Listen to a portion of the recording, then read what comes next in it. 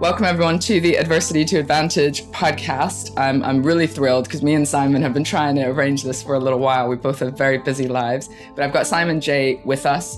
He's the commercial director of the Thrive Therapeutic app. It's some software, which is really exciting. And we've had some business dealing, shall we say, and learning about how do we monitor mental health at work. Welcome to the show, Simon. Hello, thank you. Nice to see you again. Yeah, nice to see you again. We're both in a situation where I'm losing my voice and Simon has a baby that's waking up like all the time. So our pre-talk was like, how are we looking after our own mental health, right? In order to just deal with life. So hopefully we'll have an interesting debate today that's going to be current, right? Oh my goodness, my voice. So Simon, tell us a little bit about what you do. Tell us about what you're passionate about at the moment. What kind of lights your fire? So I'm not a clinician myself. I'm not clinically trained, but I have personal experience of depression. So I have a big interest of working with companies, other people who've had experience of it, and trying to help, basically. I think I've said before, in another life, I think I would have trained to have been a psychologist. So I'm trying to do my bit for the world now without having that clinical training. So, yeah, I work with some great guys who are psychiatrists and psychologists who have been really helpful in helping me over the years, but also with the sort of training on mental health and being able to deliver talks and seminars and things like that to other people.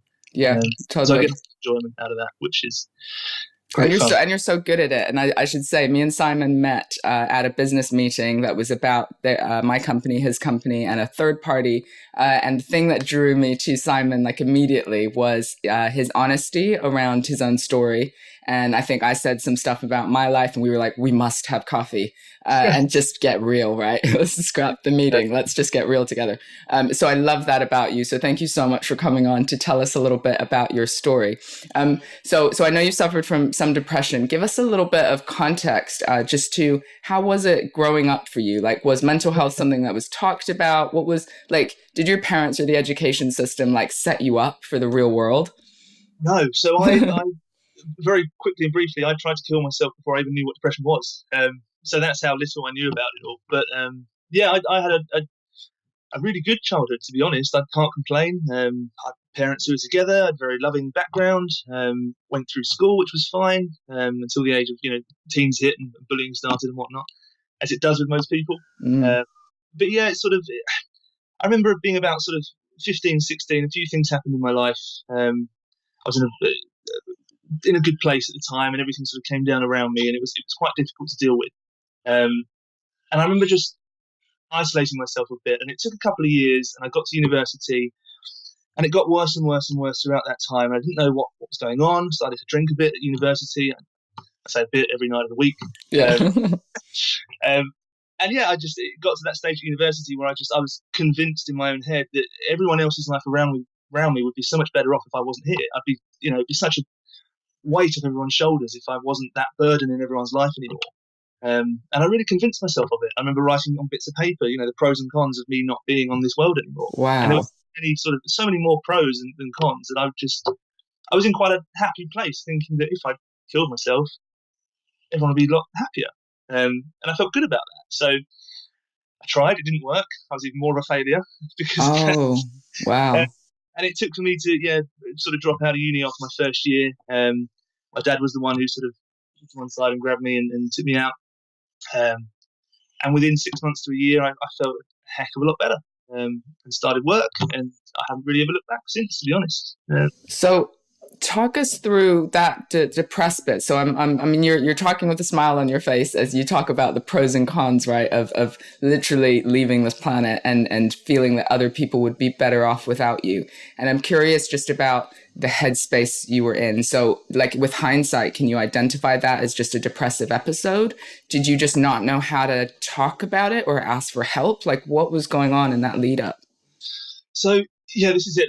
Because I'm not clinically trained, I have trouble sort of hitting the nail on the head with the right sort of words. But yeah, I can certainly give you my personal view, which is I felt really isolated and I felt like I didn't know what I wanted to do with my life. And I was a big sort of demand on other people. So a bit lost. Yeah, very, very lost.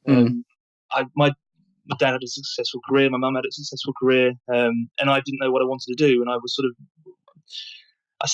worrying. I was worrying a lot about what I was going to do with my life. So there's a lot of pressure or people asking, like, what are you going to make of yourself? Well, this was it. To be honest, there wasn't really any. The pressure's always been put on me by me. I never had Sure. any pressure from anyone else, but it's always the pressure that I had to make other people proud of me. And I didn't know what I was going to do that could make people proud of me. I think that's what sort of drove the pressure and yeah, feeling so lost all the time because I wasn't clinically trained. I did have a rough time through school. I had to go to 4 schools in the end because of bullying that I was involved in. I wasn't the bully; I was the Sure, bully. sure, sure, sure. So it was quite rough, and I didn't probably do as well at school as I probably could have done. I didn't do badly, but I probably could have done better. And because of that, I didn't know what I was going to do, and I guess that's why all the feelings sort of built up over time. And did you have any like social networks or mentors or I don't know? There's obviously the discussion just around being a man and masculinity and what is it okay to ask for help and like was there anyone in your life that you felt you could go to with this kind of stuff? Do you know what? This is another sort of sad thing when I look back. There was a lot of people that I was actually close to at the time. Sure. I've always been very close with my mum. I have close friends. I've got a great network of close friends. But I think that because depression wasn't talked about, 15 years ago, or certainly not as much as it is now, I didn't feel comfortable in talking about it. I didn't know how or why I felt the way I felt. I thought it was a real one-off, and I was so different to everyone else, and I felt like this that, I can't tell people. And actually, I was very good at putting a brave face on. Of course. Of Very good. course. Yeah. No one had to know, and yeah, I could deal with it, and I couldn't deal with it, obviously, but I felt I could. Well, you felt like you probably had to. And I just think it's fascinating the thought process that goes on that we're the only ones dealing with it. I remember when I had a baby and a toddler and I completely isolated myself from the outside world because I felt like such a failure for not accepting or enjoying motherhood and just not having an education and just feeling worthless, like all that stuff. And even though you might have friends and be like, hey, how was your day? You're not going, hey, last night I felt so worthless that I was thinking about driving my car into a brick wall. Like that's a bit like, whoa, and you do genuinely think that you're the only one who's feeling like that. Like no, you compare, what's the saying? You compare your insides to other people's outsides, right? And so there, and I think that's the biggest problem of all is that we think that we're struggling on our own. And then as soon as we begin having these conversations, we realize like, oh, 1 in 4, or like lots of people get the depression thing. So you obviously attempted, and I mean, that's just, you got straight to the brink and then you come to, or like talk us through that, the immediate bit afterwards. Yeah. So I won't go into detail of how, but I don't like to give tips away. I think that's fine. I mean, my tips are rubbish anyway. But afterwards, it was a real sense of shame and why have I done this? And I'm being very upset for a good few days afterwards. A sort of emotional turmoil in my head of why hasn't this happened? And then actually, perhaps this is the best thing that's ever happened to me that it didn't happen. Mm. And sort of balancing that was difficult for a few days. And I remember withdrawing myself a lot for a few days. I didn't really leave my room at all for about 3 days afterwards, just because I was trying to balance all of that in my head, I guess. But yeah, the immediate afterthought was, thank goodness that didn't happen. Wow. And it was almost within a week, it was a real wake-up call to think, that was rock bottom, and I'm so glad nothing happened, and I can rebuild from here. There's nothing, it can't get worse. I can now rebuild, and that was a big sort of motivation then to get home and press the reset button basically, and just start over again. And so obviously you're in a successful career now. You have a partner and a baby, and like things are going pretty good. You've got loads of language around mental health and all the rest of it. And the reset button sounds like a simple thing, like you actually push the button and now we're on the path to wonderfulness, right? And so I'm curious about like, what was that little bit like? Like, did you start talking about it? What were those initial steps of was it just taking time away? What was it, getting therapy? Like, what was the reset button? What does that mean? So I had a bit of a sort of bad experience with the NHS as well, to be honest. So I didn't really get any formal therapy or support in that sense. I went to my GP and I got a referral to the NHS, and I sat down with my CBT therapist at the time and said how I felt and all the problems around it and why I felt the way I felt. And the CBT therapist said to me, your problems sound real, so we're not going to be able to help, I'm afraid. What the hell does that mean? I know, it's very strange. And that was a bit of a case of it could have gone one way or the other that moment for me. But from that moment on, I guess I thought to myself, well, do you know what? I'm going to help myself then. If If no they're one else, real, then I can tackle it. then yeah, I'm going to help myself. And that was a bit of a kick up the backside, to be honest, to really try and help myself and not rely on other people. And yeah, support myself. So that's what I did, I guess. What did you do? So I did. I started playing football again. That was a big thing for me. Oh, nice. I sort of, And belong community, right? Yeah. absolutely. So when we were all young, all of our friends had a football team when we were kids, and we used to play together. And then at the age of 18, what happens is that stops in the sort of youth sense, and you become adults, and then you have to play in adults teams and all the rest of it. But all of us started that team again when we were adults. So it was the same group of players that had all played together since we were, kids. Amazing. So that was a lot of fun. I got myself involved in that. I think work really helped me. So I fell into recruitment, which is fine. I won't say a bad word about it. But I started recruiting mental health professionals. So I started recruiting psychiatrists and psychologists, and I found that fascinating. Okay. And that was a bit of a case of me going, wow, actually, I had no idea that the recruitment industry even existed when I was a kid, and now I've fallen into this, and I actually find it really interesting talking to these people about the work they do and all the rest of it. And I got to visit hospitals and visit care homes, and I really enjoyed that. So I think that was the biggest thing for me. I think was learning about mental health helped me help myself, if that made sense. And I think that was the biggest thing for me, and that's why I love this industry so much. So yeah. Yeah, so you start getting a bit of purpose, a bit of self-worth through working and that sort of thing, and you're also learning about the industry, so you're starting to ask questions and all of that. Do you think that your adversity, I guess, so you being in that rock bottom point, was actually beneficial for you? And I know that sounds almost horrific because you literally attempted your life, but I'm always curious about, are those the moments that make us, or could we actually have done the great things that you're doing, or the things that I'm doing, had we just stayed in a ooh, I'm a bit down, ooh, I'm okay, What do you think? I think, yeah, that's it. For me, it was having that moment of it can't get any worse that allowed me to think it can only go up from here. I moved back with mum and dad. I didn't have a job. I wasn't earning money, and it couldn't have got any worse. And I mean, Sure. It could.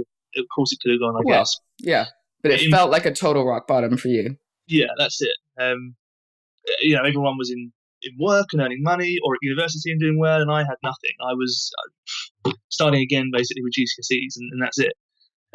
So yeah, that was the moment that that was my big adversity, and that was the bit that gave me that kick to think I can do this now, and I can make something of myself, even if it takes a long time and all the rest of it. I need to find something that I'm passionate about.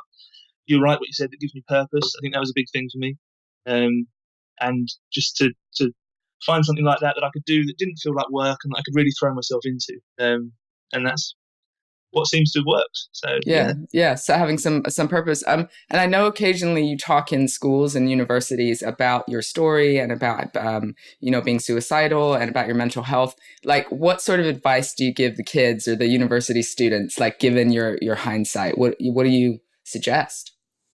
I think the biggest thing is talking, and it's amazing how simple some advice can be, yet how much impact it can have. Because I guess people are, even though we all talk about it now, you and I talk about it a lot, and we talk about it a lot at work and the things we do and all the rest of it. But we're also in the industry, I have to say, because occasionally I go to do training and I'm like, oh, you guys, this is new. And I'm like, oh, everyone talks about mental health. No, they don't. They do more, but we're just in that scene, right? So we see it every day, but actually there are, most of the average Joe down the street doesn't see it every day. So it's those really simple things like talking to people and learning about what mindfulness and CBT is and how that can help. Just those little nuggets can help people and help people start to think, okay, well, maybe that experience I had a few weeks ago, maybe that was something I should talk about, or maybe the pressure that I've got at school with exams is something that I should go and speak to someone about, or whatever. And it's all these little things that can happen as a result of the stress and the pressure that they're going through, such as I see it a lot with kids where they'll snap at their parents or snap at their friends, and very quickly relationships can become very hard and strained. Strained. And that's just a result of pressure. And it's really simple things that you and I probably think to ourselves, easy to identify, but actually those really simple things can really help people. So it's trying to bring mental health down a level to a really understandable way for everyone. That's what I try and do, make it real for people. And I swear, I say, I say things to bring it down to, everyone's level, as I say. And I think that helps people. So, yeah. Yeah. So, so I'm hearing about self-awareness. So recognize what's going on in your body. I definitely know if I start snapping at my kids or just being a bit of a bitch, I'm like, whoa, what's happening? I need to look after myself a little bit, or where's the pressure, or who do I need to talk to, or how do I take a step back? But that's like over a decade of trying to learn that self-awareness through messing up and then coming back and then messing up and all that. Obviously sorry, go ahead. I was going to say, I think young people as well, the biggest thing with young people, and me when I was young, that I can identify with is you identify speaking about mental health as a weakness. The big thing I've always had a problem with is the phrase is man up. And also, big boys don't cry. We tell kids that from a really young age. Super young. And actually, they're the sorts of things that can be deep rooted and make people think that they are weak if they cry. And that's the sort of thing that I struggle with. So, yeah, speaking about that to young people in particular, about how actually it takes a huge amount of strength and bravery to actually speak about how you feel, because not many other people do it, and that obviously shows that it takes courage to speak about that sort of thing. Well, yeah. So, I was just going to say, we both know that the suicide rate's higher for men, and there's something endemic in society about, that, man up culture. Yep. That just makes it wrong to show weakness when actually, boys are, ending their life. Yeah. I think there's a lot of male pride in general that men won't talk about, which is the general pressure to want to provide. It's a natural instinct that's been around since we were, monkeys. It's been through evolution. It's a natural male pride to want to provide, and if we can't do that, we do put pressure on ourselves. And I think there's that as well that's deep rooted, that men I think struggle with. So the idea that you guys have to play a particular role, and if you don't play that role, you're less of a man, or you're not worth something, or that sort of stuff. That's a common theme that I hear with the sort of. I do a lot of talks with companies as well, with banks and financial institutes, and that's a common theme that comes up from a lot of men that come and speak to me afterwards. Yeah, they feel that they struggle with balancing everything in their life and keeping their family happy and their kids happy, and then finding time for themselves as well. And that's a common thing. I think that's aside from the youth stuff, but that's something that crops up quite a lot in the work I do. Yeah, well, and then it goes down the next generation, right, without even realizing it. So those men are giving those messages to their boys just because they had them, and the cycle continues. Yeah, that's right. Goodness. And so would you still identify with the term depression? Would you say you still have depression? What are the things that you do now to look after yourself? So I'm and this is why I don't say that I'm an expert in this area, because I'm not clinically trained at all. But my belief is that you're never sort of cured from depression, but you learn how to live with it and manage it and all the rest of it. And actually, it doesn't need to affect your life. But once you've had those feelings, you know what it feels like and how you can probably get those feelings back again. So you have to learn how to manage it. Well, that's how I see it anyway. That's personally how it affects me. So I'd say that my dad passed away almost a year ago to the day now. I obviously felt a bit down for a few days after that, or I say a few days, quite a while, obviously. Yeah, which is natural. Exactly, that's it. And I can't say that I was, clinically depressed in that time, because it's very natural for someone to have a bereavement in the family for someone that you're close to and to feel down for it. That's totally natural. But I wouldn't say I've had a depressive episode for a long time now. And it's purely because of managing it and being aware of the signs and making sure I keep up with the exercise and social networks, and not Facebook, but social, my network of social connection, friends. people. Yeah. That's it. And by doing those things, I'm very happy in day-to-day life. And you have to work at it. I think everyone has to work at it. But it shouldn't be a chore. It's not hard work. It's not, something that I don't look forward to. It's fun things, but it's just making sure that I do the exercise and stay connected with people. Those are two really important ones. I just want to stress those. Whatever it looks like for individuals, it's going, we've got to move our body because that helps our mind, and we've got to get real with people. So when we say socializing, yes, it's about banter and hanging out, but it's also about having the core people that you can just be real with if you need to be. 100%. And actually, one thing I have learned over time as well is that I'd much rather have, you know, 4 or 5 friends that I'm really close to that I can share everything with than 20 friends that we all have banter and go to the pub and things like that, but I don't really talk to any of them. That's been really important for me to, like you say, to have those really close knit people that I can speak to and take to one side, and they can speak to me as well. And we've got that really open sort of communication, I guess, where we do all help each other, and there's that genuine sort of sincerity there. So yeah. Yeah. What are your warning signs for yourself? Because you said you manage depression and you have to live with it, but there's things that you can do. So we know that there's exercise, and I know that you have a young baby, and so you get less sleep, and your work is pretty full on, and like life is pretty full on. All good things, but really full on. So what are your warning signs that you have to go, hold on a minute, like, oh, I need to reassess, or my exercise is down, or like, how do you know? Best thing is making everyone else happy. So it's been a hard thing for me to learn to be a bit more selfish, and actually think to myself, I need an hour or two every day where I just chill out, and read a book or spend time with the family or whatever. And that's been the biggest thing for me is forcing myself to have that time that's just to myself. So having some boundaries and not feeling guilty about it. Yeah, exactly. Go ahead, sorry. I was going to say, I always would feel guilty if I said I can't do this because I'm just having some time to myself or whatever. That's unacceptable to say, or used to feel like that was unacceptable to say. One of the best coaching questions I learned, and which helped me get divorced, was, if guilt didn't exist, what would you be doing? And I'll ask myself that from time to time. But you know that I'm a little bit ill and losing my voice a little bit, and I'm really recognizing what you're saying, and just giving it, like, it's like two sides of the same coin, right? Really giving to people makes us really good in the work that we do, and we're really able to connect and look after people. Like, it's this beautiful skill, right? This beautiful ability to connect and be there for other people.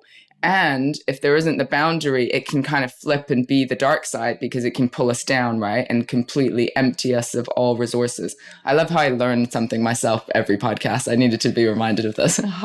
Thank you. So there's something in that boundary, but it's so hard, isn't it? To just say, like, if someone just says, oh, I'm moving house. Can we use your car? Or do you mind if I just stay on your sofa? I've got this, or like things like that. And I actually really need to guard my brain and my space in order to be able to function at the level I do, like do big speaking gigs and but it's still hard to just, I went on this course recently where they were just like, no is a full sentence. No, and we had to literally practice just going these different scenarios of asking you to do stuff that felt like, can I just borrow some money? And you just had to go no with no like caveat or no like, okay, well, it's a really good skill to practice. Yeah. Do you recognize in yourself when you're like, oh, damn, I've said yes way too many times. Like, I need to pull back. Yeah. So I'm quite strict now on having to-do lists for myself and managing my time really effectively. Okay. So my colleagues go nuts with it, but I sort of manage every hour by hour with my diary quite religiously, because then it allows me to keep hours free that are just for my time, and it allows me to not book anything else in during that time and all the rest of it. I found last year in particular, we're getting so busy at work that I found it very hard to say no to people when they said, "Can you come and show us the app?" or "Can you do this?" or "Can you come and talk to our employees?" And I'd find that 5 days a week I was traveling the country, having meetings non-stop and all the rest of it. And it would take my Saturdays and Sundays or my evenings to then go through my emails and reply to everyone. And it was a non-stop cycle of just a never-ending, endless list of people that I had to see and emails to reply to. And it was, Because there's this idea that you're going to catch up at some point and actually be able to breathe, and you never get there because your email perpetuates the next one and it just carries on. It's fine, if I spend all day Sunday, I'll catch up. But then, of course you don't. So, it doesn't ever work like that. But so I'm trying to be a lot more strict on my time now, and that allows me to then do all the social things I want to do, and go to the gym, go for runs and things like that. So that's the biggest thing that's helped me, I think, is managing my time really effectively. Managing time, noticing the signs, occasionally saying no, and learning about the boundaries. And then finally, and I will just ask you to connect us to the app as well. what advice would you give to your younger self? So the kid who's at university, who's like, well, I pressure, all of that. Like, what advice would you give to the guy who's just doing that pros and cons list? What a visual image that is of you just as a young man sitting down going like, I'm just like, what the hell was on this list, right? But what advice would you give to that guy who's there, pen and paper? So the funny thing that I think in my head is I used to worry so much about what I was going to be when I was older. And the funny thing about that is that when I was worrying about it, apps didn't even exist. And now I have an app. So it's weird thinking that the job that I was so worried that I wouldn't have didn't even exist then. And I couldn't have even imagined that it would have existed. No. So just take each day as it comes and take pressure off. I think I spent a lot of days worried about stuff, that so much so that I didn't actually enjoy the time that I had when I was younger. So I think for me, it's that there is so much time to go between the time that you're a teenager to now. I'm 30 years old.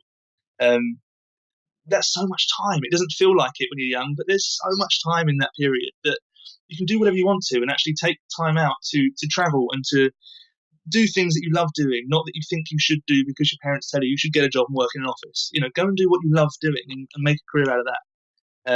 That's the advice that I'd give someone else. I love that so much. If people want to connect with you or get you involved in a talk or hear more about the Thrive app, where can they find you? So our website is www.thrive.uk.com. I'm on LinkedIn. My name's Simon J. And feel free to get in touch if anyone would like more information. Love it. We'll add all that into the show notes. Simon, thank you so much for your time and your vulnerability. I knew this talk would be good. I'm glad I didn't cancel because I was sick. I was like, we need to get Simon. Appreciate it so much. Thank you. Thank you, Petra. I really appreciate it myself as well. So thank you.